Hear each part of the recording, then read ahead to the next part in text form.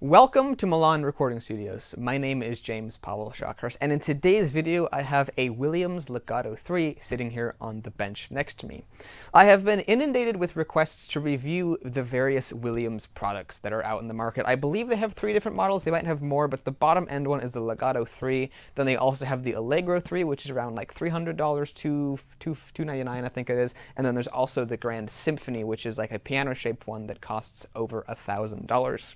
The Williams Legato 3, I believe, is the cheapest entry of the Williams line of instruments, and it comes in somewhere around the price of $250. The prices seem to vary from site to site. Some say as low as $219, others say around $240. So somewhere, it's definitely below $300. I'm going to say, just for the sake of this video, it's $250. So the question in today's video is, how good is a $250 digital piano? This is far cheaper than anything else I have reviewed on the channel so far. The previous cheapest instrument I've reviewed on the channel is the Yamaha P45, which I believe was around $499, $599, I think $499, and this is much cheaper than that. So the question in today's video is, how good is it? So I'm going to be opening this up and giving you guys a review of it. Over here on the box, it has a list of its features. The one on top says 88 touch-sensitive piano keys. It doesn't say weighted, it only says touch-sensitive, so we'll have to see how those feel.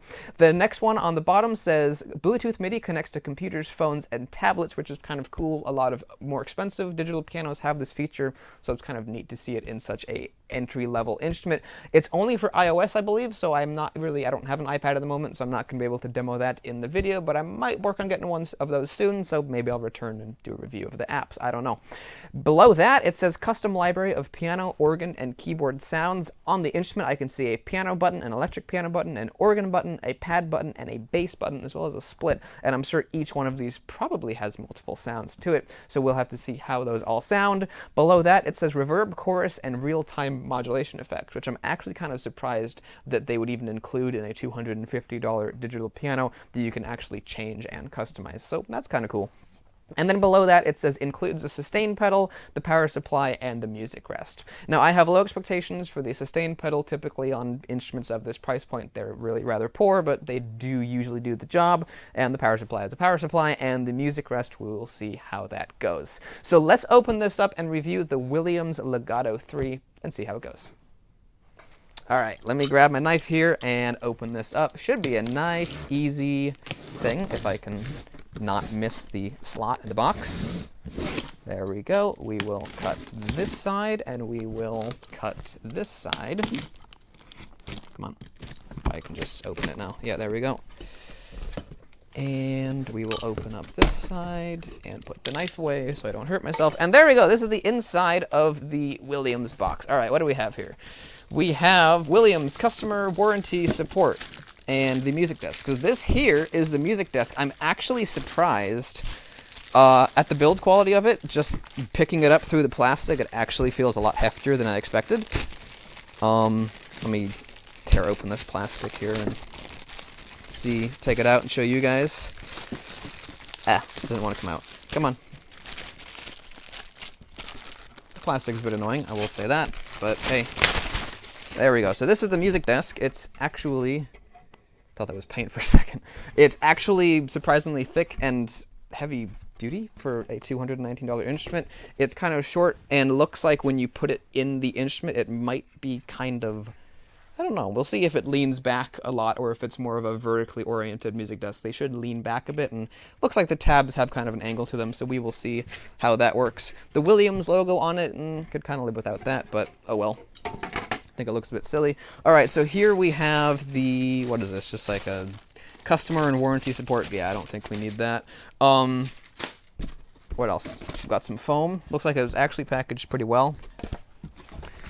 All right, so we've got, what do we got here? How does this work? Oh, so these are actually just, these wrap around the instrument. Okay, so the keys, oh boy. The keys are in fact not weighted. They are in fact not weighted. I don't know what more to say about that. So we will see how this goes and how well it actually responds to dynamics. So that's going to be kind of interesting. Let me crack it open here and take it out of the box, and then we will see. I'll come back to you when it's all out of the box. I think these are like one unit here, so it's very light. I'll say that for it. So let me just lift it up here. There's nothing else in here besides a packing slip. And then I'll just take this out of the way. There we go. That did the job. And there we go.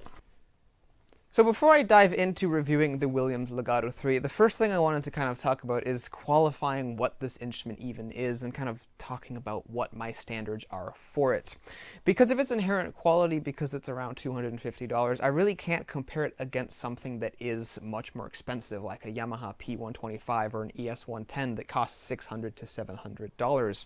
Those are instruments that I previously classified as being beginner-friendly and entry-level instruments, but this is definitely a step below that. So what I wanted to take a look at in this video is this instrument, the Williams Legato 3, is it beneficial for somebody who's just starting out with the piano and wants to kind of dip their toes into the water of the piano world, or is it not beneficial for somebody who wants to start learning the piano? In other words, is it good or is it bad? So let's start off and do that by playing the instrument itself. What I'm going to do is play a relatively advanced piece of music here. I'm going to play the first fugue from Bach's Well-Tempered Clavier. It's a piece that requires delicate dynamic control, and can the Williams do it? Can the Williams even play it at all? Let's find out.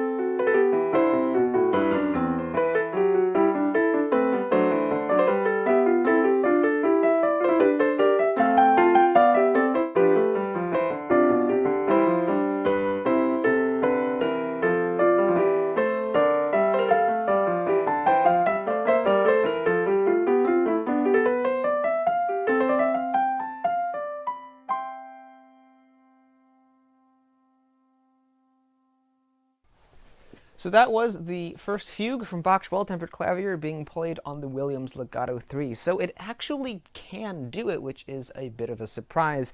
But before I dive into some of the more negative aspects of this instrument, I do want to talk about 3 positive things that I have found about the instrument. And the first one is the build quality.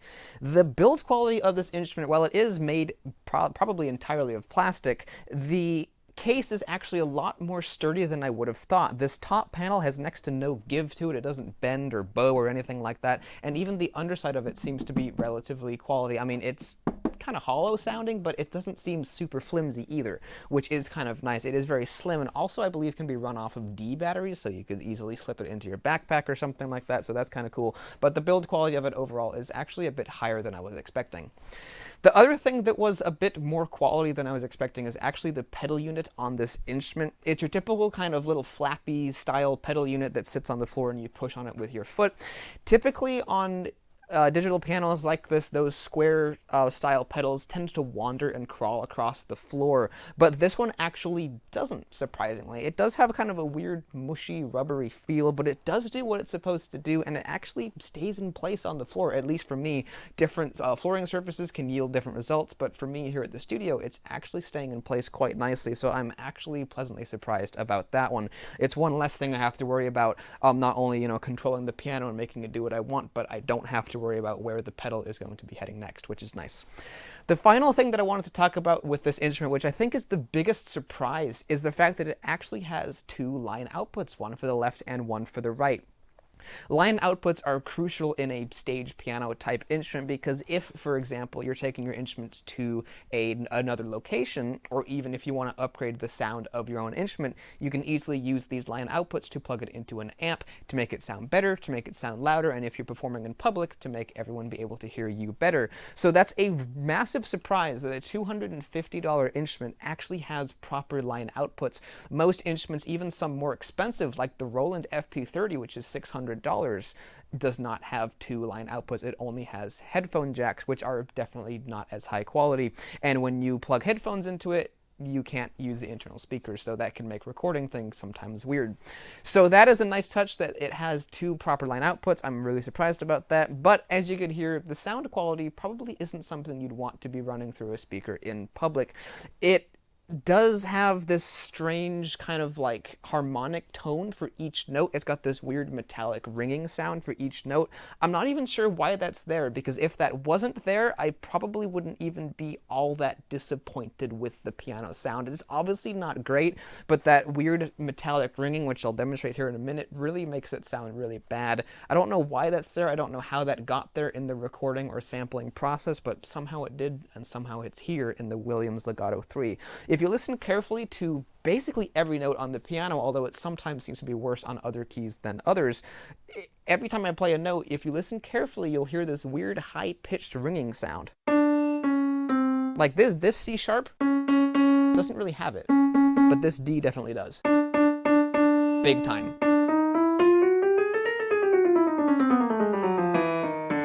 This D here, this C sharp, that C, this B, that, like right in this range has a lot of it. Again, it's not every single note. This C doesn't seem to have much of it, but on many notes across the instrument,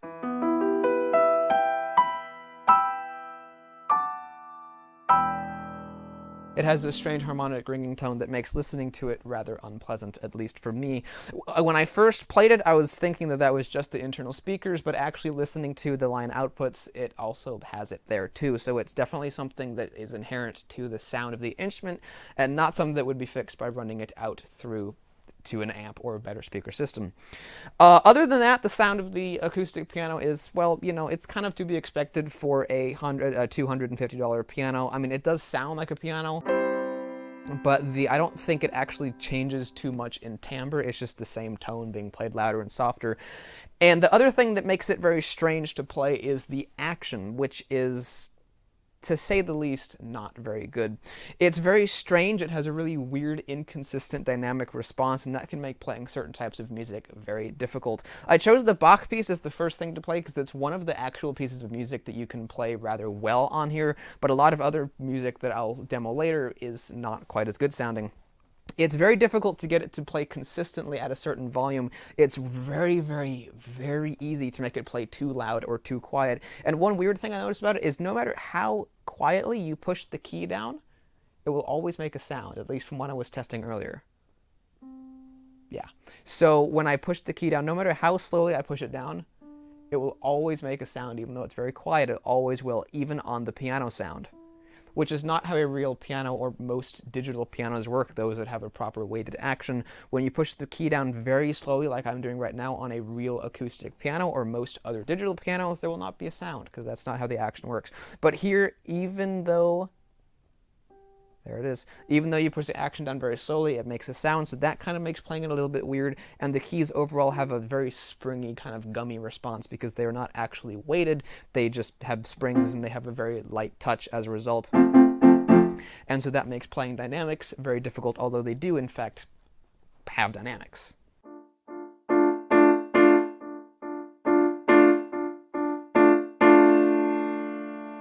Let me play a different selection of another piece of music, and this here will really demonstrate what I'm talking about with the dynamic response being difficult to use. I could actually play a few different things here, so let me actually start off with one of the better sounding ones here, which will be a little excerpt of Eric Satie's first No Cien.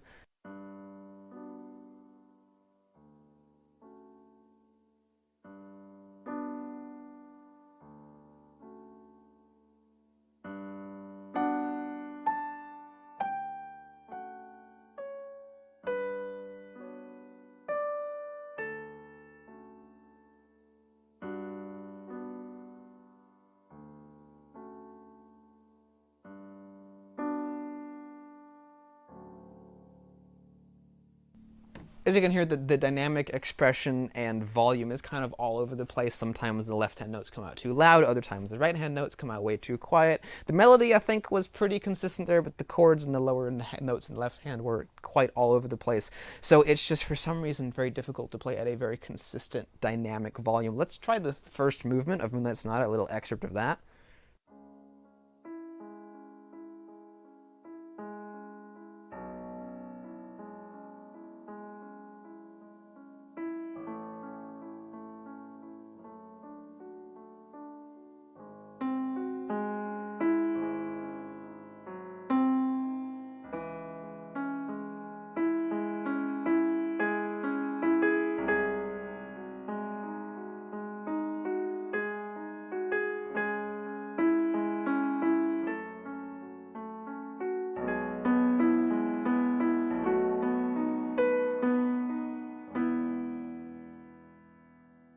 As you can hear, it sounds like I have almost no concept of how the piece is actually supposed to be played, and I'm trying to give it subtle dynamics and trying to give it a gentle crescendo, but there is really no way to properly do that for some strange reason. I can play it very quietly, but when I go to bring out a note, that E came out way too loud, and I didn't even mean to play it louder.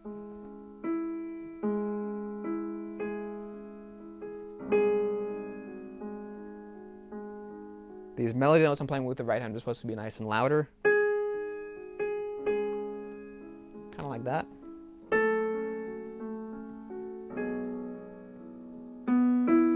I didn't mean to play those two louder. So while it technically kind of can play classical music, it can be rather frustrating to do so. Let me play probably one of the more advanced pieces I've played so far, which is a little excerpt of Clair de Lune, and then you'll definitely hear a lot of what I'm talking about here. It's supposed to be very smooth and fluid and very flowing and have a nice, consistent dynamic volume, but that's kind of impossible on here.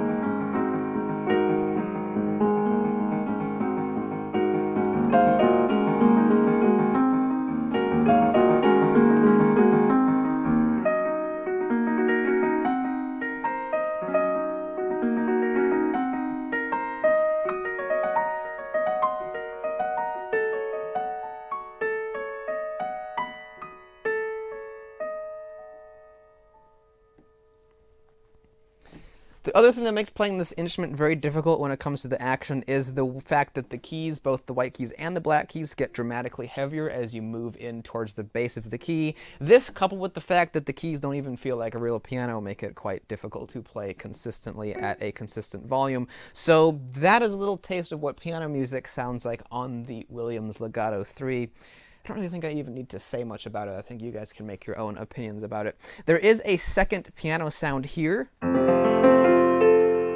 which sounds like a bit of a brighter piano sound. Now I'm hearing a buzz here. I think that might be the actual instrument, but maybe it's coming through the line output. I'm not sure. Doesn't sound like something that should be, but neither did the other thing. All right, so let's move on next to the electric piano sound, and the first one here is a Rhodes type sound, which easily is one of the best sounds here in the instrument.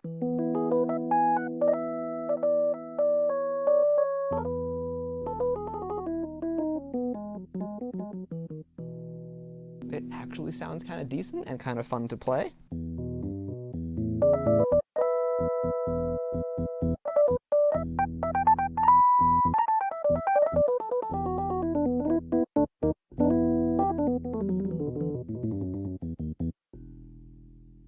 A real Fender Rhodes doesn't have the same dynamic response as a real acoustic piano anyway, so the issue with the dynamic response here isn't quite as noticeable at all. Although I'm sure if I tried to play Debussy, it would probably come back. Yeah. Although it almost feels like it responds differently.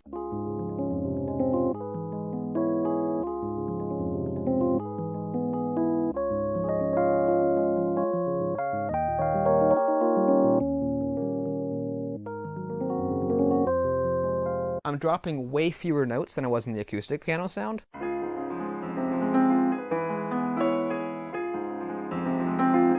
And it just overall sounds more smooth.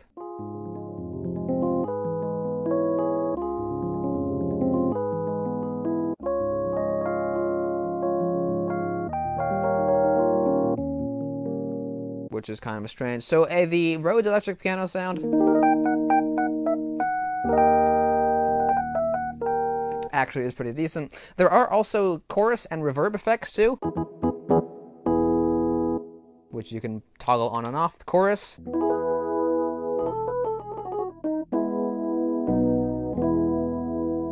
So that's kind of fun too. So far, the Fender Rhodes I think has been my favorite sound here in the instrument. Up next, we have another type of electric piano, which this time is imitating a Wurlitzer. Needs some tremolo in there. Whoa! You hear that? Some kind of weird buzz going on. All right.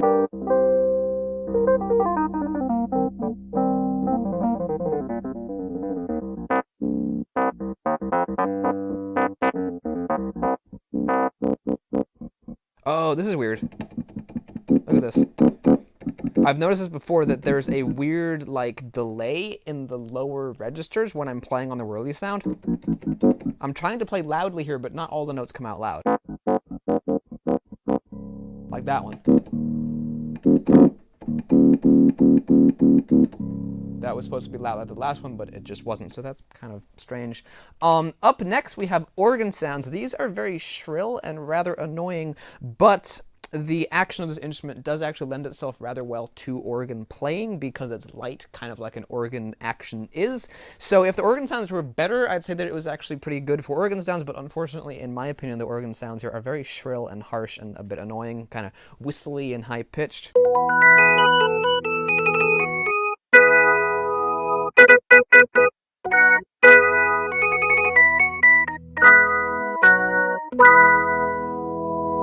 So that is the organ sound. I think the percussion sound is a bit too loud, otherwise it wouldn't be horrible.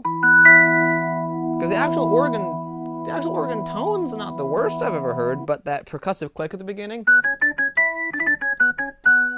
is a bit too intense and high-pitched. So if that would fix, I think it would be a little bit better. The other weird thing about the organs is that while a real organ doesn't have pedal, so I can see, I'm talking about a sustain pedal, I can see why they wouldn't have included this, but on most digital pianos, when you have an organ sound and you push the pedal down, typically it will sustain, but not so on the Williams Legato 3, so that's a bit strange.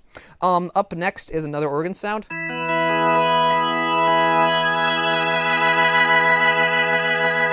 I just now realized, which is kind of a nice touch, that if you hold a note down, it eventually will become the faster Leslie speed. Wait, why isn't it doing it? Oh, is it the... Oh, it's the pedal! Wait, is it? I see what they did here. I see what they did. So the damper pedal becomes the Leslie speed switch.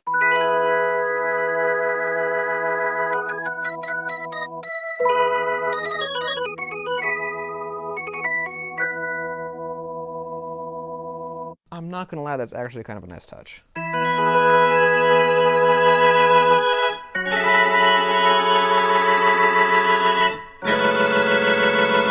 So if they'd actually put good organ sounds in here, I'd actually say it would be a pretty good instrument for organ sounds, but unfortunately to me, they're just both rather harsh and annoying.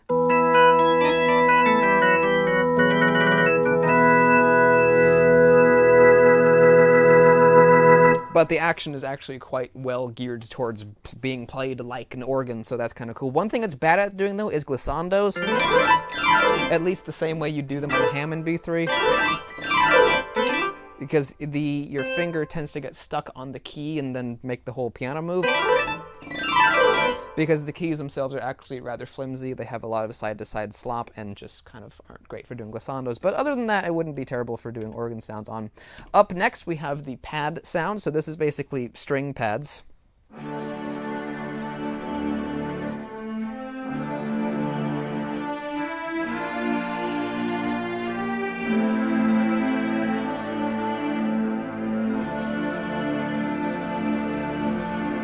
And up next, we should have another variant of strings or something. Oh, it's a synthy thing.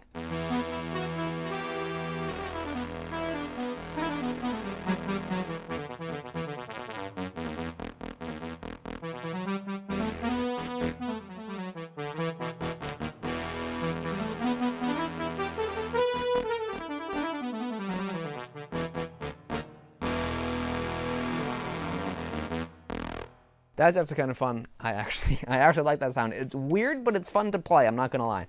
Up next, we have the bass category. So we've got two different variants of bass here. Wait, what? That's bass?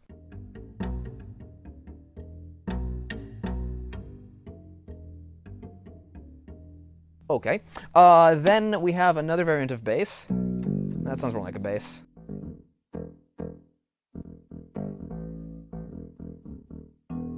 I don't know why that first bass sounds so weird, but it does. That is weird. And then up here it sounds like a Japanese koto or something. That's, I think I'm thinking of the right instrument, like the big board instrument with the long strings on it.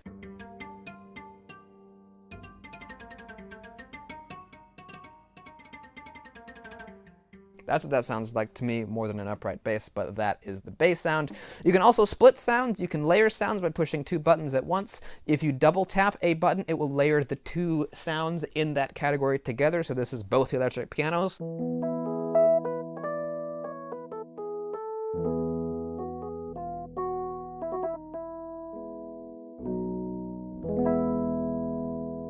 Not a bad sound for such a keyboard. So it's the combo of this and this combined to get this. Kind of cool. And you can also do a few other things too. There's a built-in metronome. There is the Bluetooth app, like I think I mentioned earlier, but again, I can't really comment too much on that. And then there's also the chorus and reverb effects you can apply to everything, including the piano. So you can apply a chorus to the piano or reverb to the piano.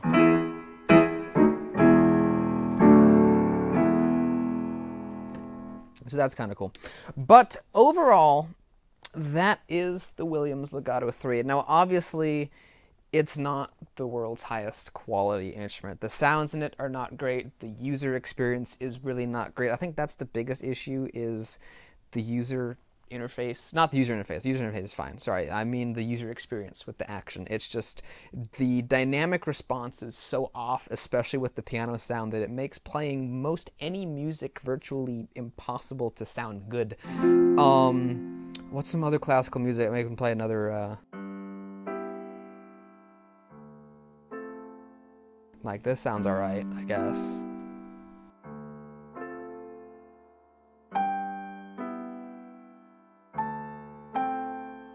This actually sounds good. Oh, spoke too soon. That G came out too loud.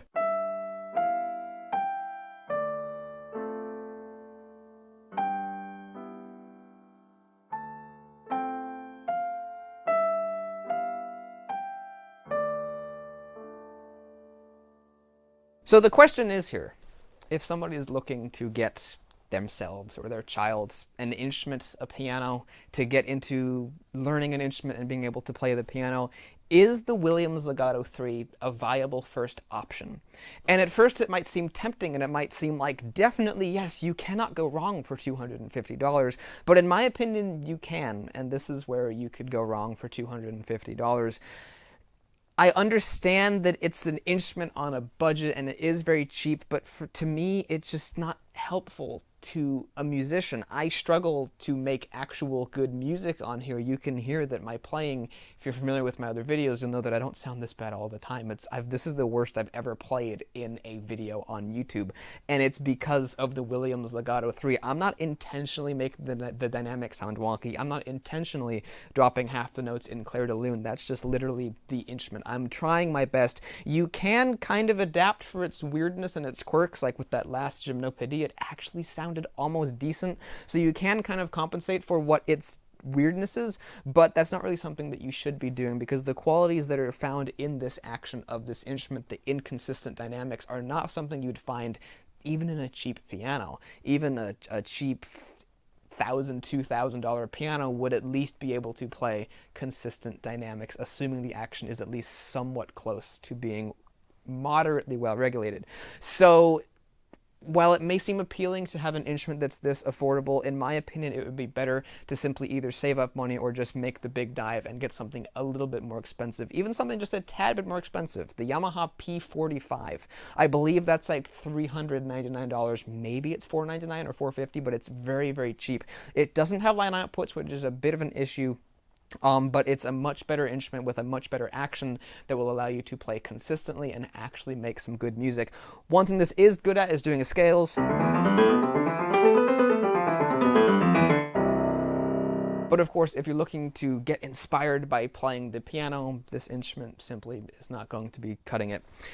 I hope you guys have enjoyed this review of the Williams Legato 3. I've had quite a few people asking me to review Williams products, and I told them in the comments when I replied that, hey, don't expect it to be too positive, because the experiences I've had before with Williams instruments were not great.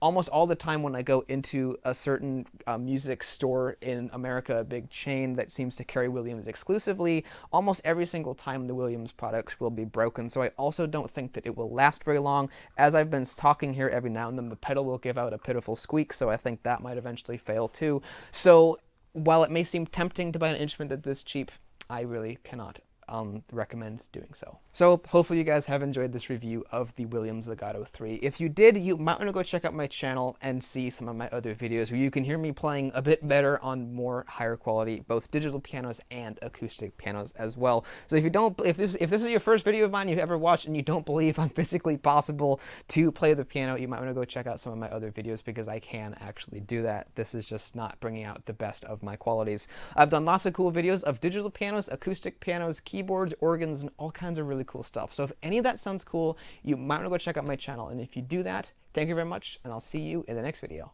Goodbye.